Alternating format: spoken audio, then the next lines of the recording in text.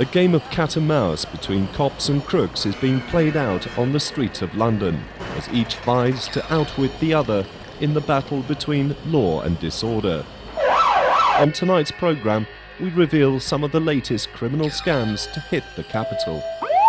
How a shopping trip could cost you more than you bargained for. How counterfeiters are selling their wares from this market, and the hidden dangers of cash machines. In 3 minutes of my losing the cards, they'd taken out £470. We go out in search of London's illegal traders.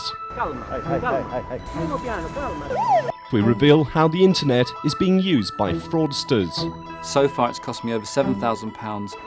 And we show how the police are fighting back in a bid to stay ahead of the game. As we prove that we can do something to combat the criminal, he will come up with a new tactic to try and avoid it.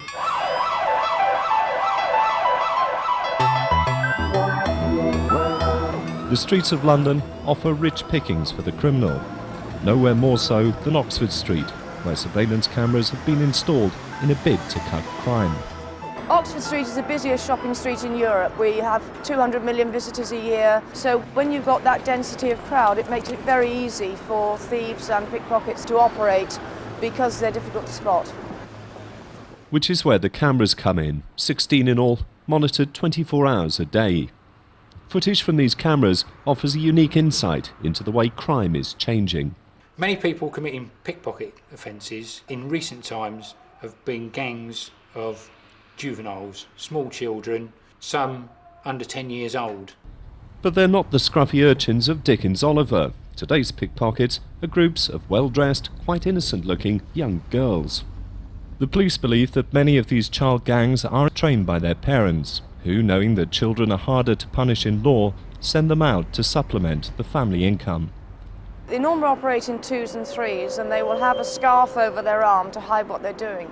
And they will find a victim, and they will follow that victim, go up behind them, open the zip, take out the purse, and the victim most of the time is totally unaware of it because they're so professional.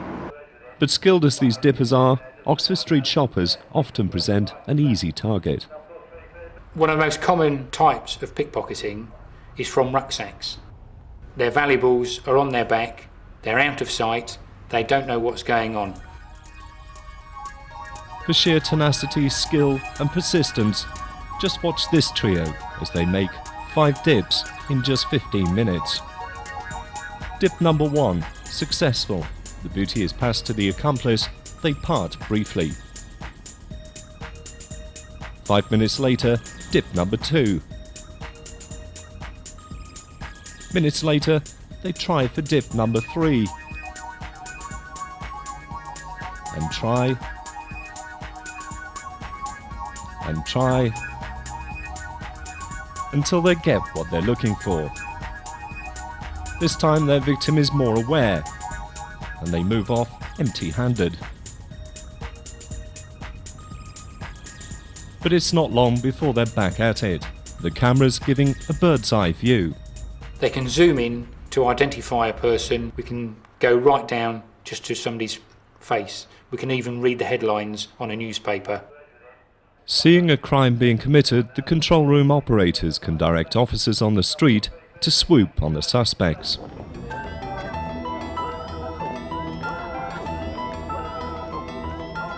The cameras have proved highly effective, but that doesn't mean that crime has gone away. The criminals have simply adapted and moved on. Because the police are so effective, a particular type of crime that might have been prevalent some years ago, the police will crack down on it and make sure that that stops, and then somebody comes up with another scam, because some villains are actually very clever. Take, for example, the illegal stall holders who once plagued Oxford Street. Their confiscated stands now fill this warehouse,